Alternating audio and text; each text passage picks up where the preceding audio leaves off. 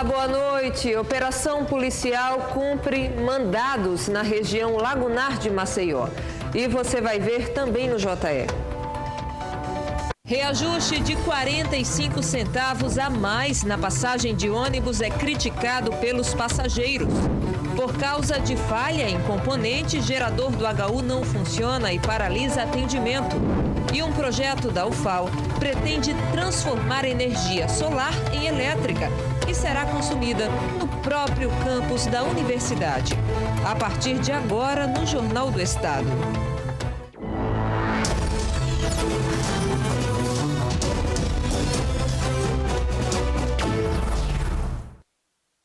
Uma operação integrada da Polícia Militar cumpriu diversos mandados na região lagunar de Maceió.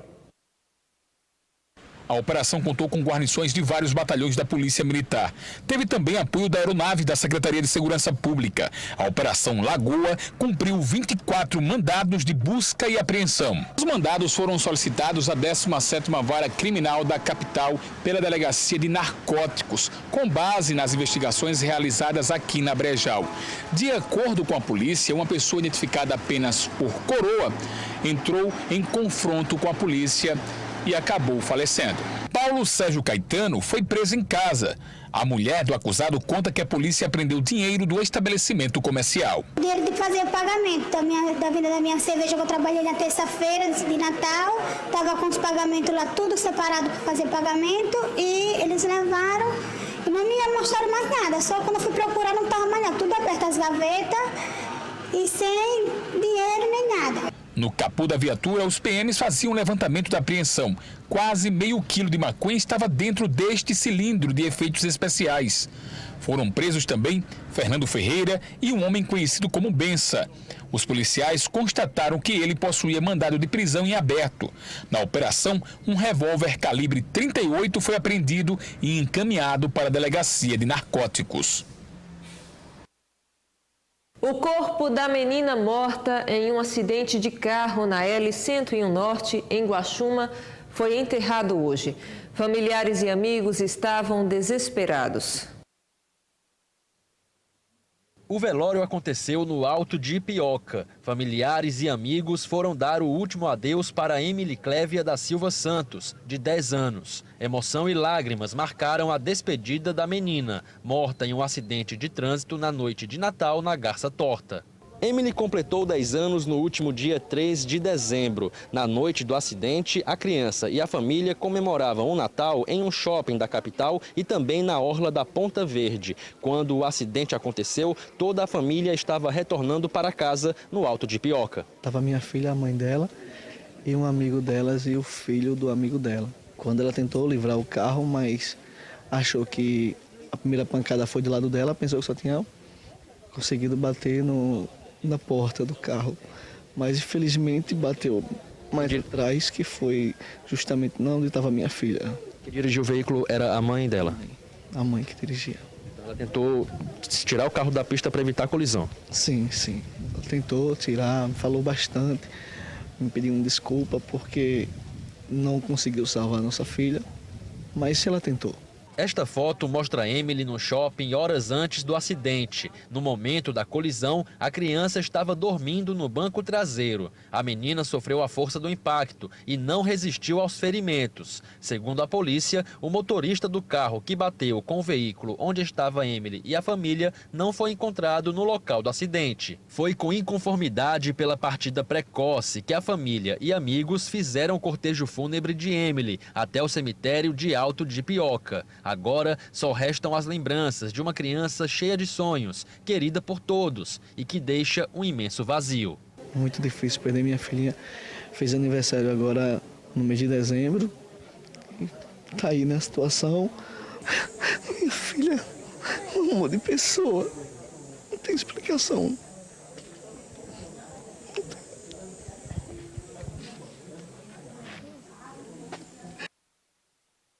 A falha em um componente no gerador do hospital universitário prejudicou o atendimento aos usuários esta semana.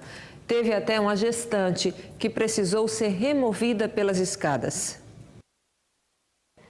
As imagens de celular feitas pela família da gestante que estava em trabalho de parto mostram a paciente do HU sendo transferida por causa da falta de energia. Como os elevadores pararam, os funcionários tiveram que usar a escadaria do hospital.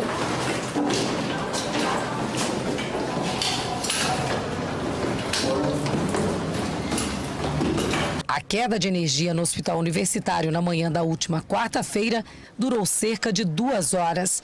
A superintendente do HU explicou o que aconteceu. Foi a chave de comutação que teve problema, não o gerador. O gerador está bem, graças a Deus, está com ótima saúde, muito bem abastecido. Mas a chave que liga, de fato, ela teve um curto-circuito, foi preciso substituí-la. A superintendente conta que 16 bebês estavam na UTI neonatal, 5 na UCI, e que nenhum deles foi prejudicado graças à rapidez e eficiência dos funcionários do hospital. Foi, assim, uma situação que foi difícil para todo mundo. Os profissionais foram extremamente ágeis, seguros, sofreram, foi um estresse enorme, principalmente na maternidade, mas a agilidade deles e a capacidade de tomar decisões rápidas e agir foi fundamental para manter a segurança de todos os pacientes. Ela também diz que há 2 anos, R$400 mil foram investidos só na manutenção da parte elétrica do hospital e compra de um novo gerador. A superintendente diz ainda que a troca da chave que não funcionou nesta quarta-feira já foi feita e que novos testes serão feitos para evitar novas quedas. No que consiste esse teste? Na medida em que a chave estiver totalmente implantada, está tudo correto, nós vamos desligar a energia por menos de 5 minutos e ver se o gerador entra. Se o gerador entrar, está tudo em paz. Então é essa a nossa expectativa nos próximos momentos. Mas a gente só vai fazer isso quando tiver segurança das unidades. Por enquanto ainda não temos.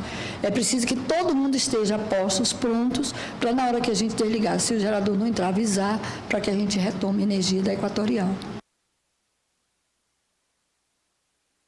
O reajuste na passagem de ônibus, aprovado pelo Conselho de Transporte Coletivo ontem, eleva o preço de R$ 3,65 para R$ 4,10. A diferença é de 45 centavos a mais no orçamento de quem utiliza o transporte. A notícia da aprovação do reajuste na tarifa de ônibus em Maceió não agradou nem um pouco quem depende do serviço. A precariedade dos ônibus, a demora, a falta de cuidado dos ônibus e ainda o aumento, eu acho assim que para aumentar você tem que melhorar. O valor atual da tarifa é de R$ 3,65. O reajuste aprovado pelo Conselho de Transporte Coletivo eleva o preço para R$ 4,10, 45 centavos a mais no bolso dos passageiros. Principalmente quem não trabalha, Tô parada, Aí pesa muito. O Luziel reclama que no Vergel, o bairro onde mora, menos linhas estão circulando por lá e não acha razoável o aumento. Não tem mais ônibus mais. Porque se tirou foi o quê? O circular 2 e o portal rodoviária. E circular 1. Se colocarmos na ponta do lápis o atual valor da tarifa na conta de um trabalhador que depende de 2 ônibus por dia, ao final de 20 dias, ele terá gasto R$ 146. Caso o aumento de 45 centavos seja concedido, este gasto passaria para R$ 164. E quem depende de 4 ônibus por dia, atualmente paga o valor de R$ 292 ao final de 20 dias trabalhados. Com reajuste, este valor passaria para R$ 328.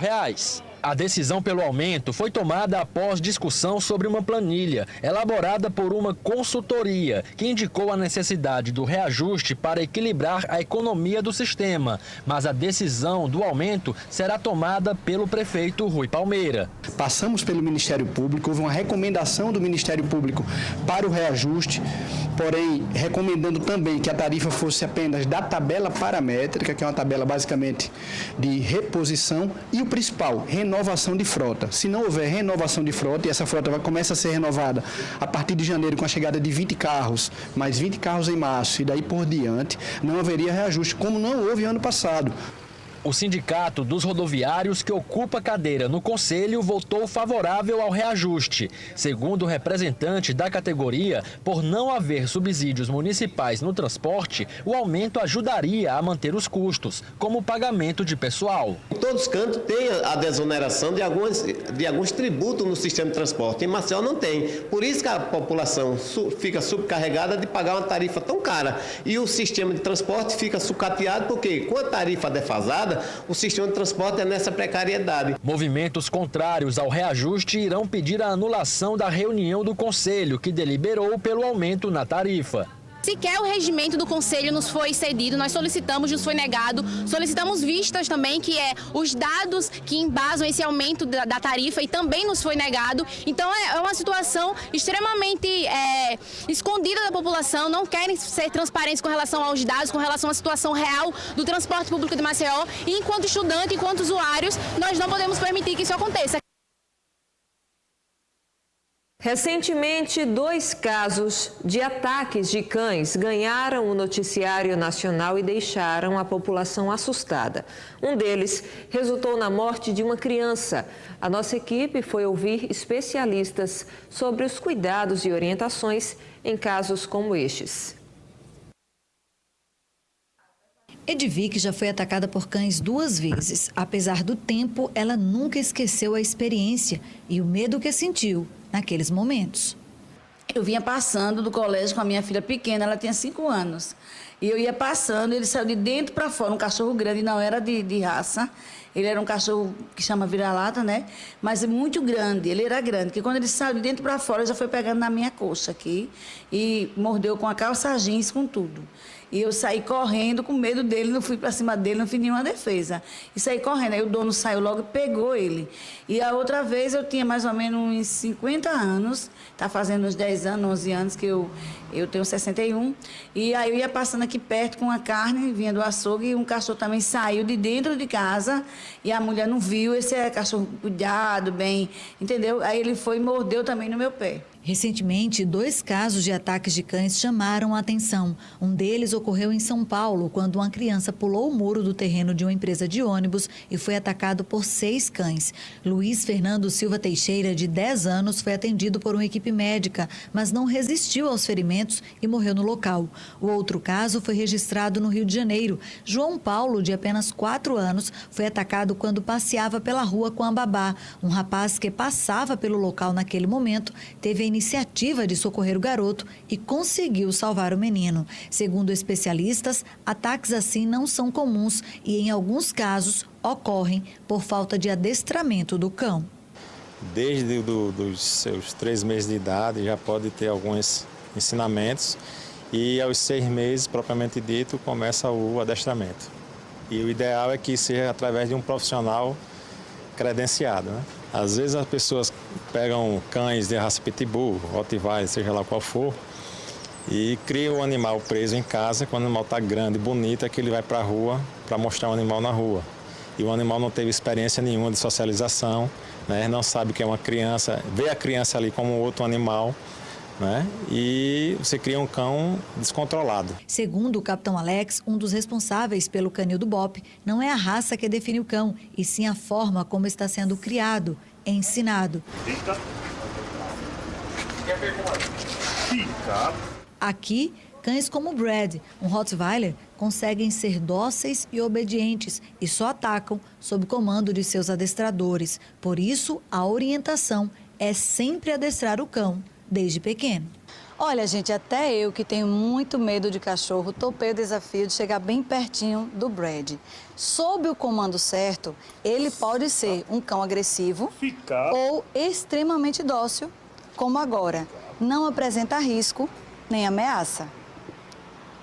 Ele diz ainda que se a pessoa for atacada, não deve correr, pois o animal tem um instinto selvagem e tenta buscar a presa. Primeiro, passar distante, né, dos animais, e segundo, se caso haja uma probabilidade de um ataque, não reagir ao ataque, não correr, né, esperar a ajuda de outra pessoa ou até mesmo do próprio proprietário do cão.